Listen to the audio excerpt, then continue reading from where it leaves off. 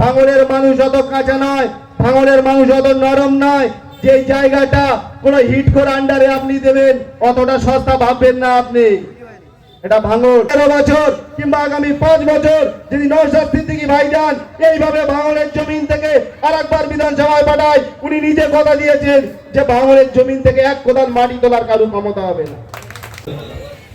সবাইকে অসংখ্য অসংখ্য ধন্যবাদ যে আমাদের প্রিয় বিধায়ক নওশাদ সিদ্দিকী ভাইজান যে উদ্যোগ নিয়েছে ব্লাড ডোনেশন ক্যাম্প প্রত্যেকটা অঞ্চল বেসিক এটা হয়েই চলেছে।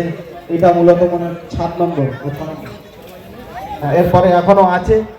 তো আমাদের ভিতরে একটা কম্পিটিশন লেগে চলেছে যে কোন অঞ্চল কাকে হারিয়ে সে 1 নম্বরে যেতে পারে। তো সেটা শেষ যখন 10 নম্বরটা হবে বোঝা যাবে যে প্রথম স্থান কারা অধিকার করেছে। আশা করছি আপনারাও এই কম্পিটিশন করুন, যে কে কোথা থেকে কত টাকা তুলবে সেই কম্পিটিশন না করে আপনারাও রক্তদানের কম্পিটিশন করুন। তাতে যদি আমাদের কোনো সাহায্য হেল্প লাগে আমরা করব। তো আমরা যে ভাঙড়বাসী আর একবার প্রমাণ করে দিল যে ভাঙড়ের মানুষ কোনোদিন ভুল ছিল না, ঠিক ছিল। তাদের মুখ থেকে আর একবার ব্যক্ত হলো যে ভাঙড়ের মানুষ সঠিক লোককে, সঠিক নেতাকেই বিধানসভার ভিতরে পাঠিয়েছিল। তাই জন্য টিএমসি নেতাদের এত জ্বালা যন্ত্রণা চলেছে। তো বক্তব্য লম্বা কিছু নেই, একটা ছোট্ট কথা। আমাদের ওইখানে আমাদের ভোগালী অঞ্চলে একজনের নাম ছিল আবু জেল। সেই তার নাম ঘোচানোর জন্য 7 বার 7 জুম্মা মসজিদে মানুষ খাইছে, কিন্তু তার নাম চেঞ্জ করতে পারিনি। আমাদের বড় ভাইজান যে নাম ওনার দিয়েছে, আমরা এখানেও নাম ঘোচাতে পারবে না, নিচেও গিয়েও সেই নামটা কিন্তু উনি ঘোচাতে পারবে না। আর একটা নাম যেটা মানব অধিকার কমিশন দিয়েছে, নটোরিয়াস ক্রিমিনাল, সেই নামটা আমরা এখানে চালাবো। বড় ভাইজান যে নামটা দিয়েছে আমরা নিচে গিয়ে চালাবো, তাই তো? সেটাই।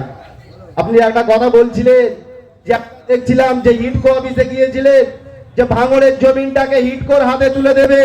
ভাঙড়ের মানুষ অত কাঁচা নয়, ভাঙড়ের মানুষ অত নরম নয়।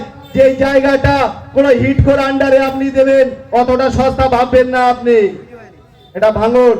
আমরা চাষিবাসী মানুষ, এখানকার মানুষ চাষ করে খায়, চাষি ওদের কর্মজীবী, চাষিটাই মেন। তাই এখানে কোনো হিটকোর জায়গা নেই, ছিল না, আর কোনোদিন থাকবে না। আপনারা স্বপ্ন দেখতে বন্ধ করুন, স্বপ্ন দেখা বন্ধ করুন।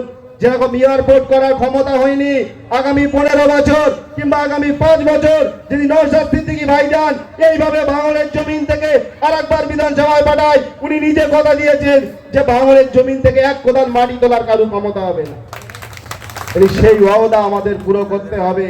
আজ নওশাদ সিদ্দিকী একা আছে বলে ওই যন্ত্রণা। নওশাদ সিদ্দিকের মতো যদি আরো আমরা বিধানসভার ভিতরে পাঠাতাম তাহলে ওদের অবস্থা কি হতো? যতই নাড়ো না কলকাঠি, এবার তাড়াবো আমরা চোরের পাটি। যতই নাড়ো না কলকাঠি, এবার পশ্চিম বাংলা থেকে তাড়াবো আমরা হাওয়াই চটি।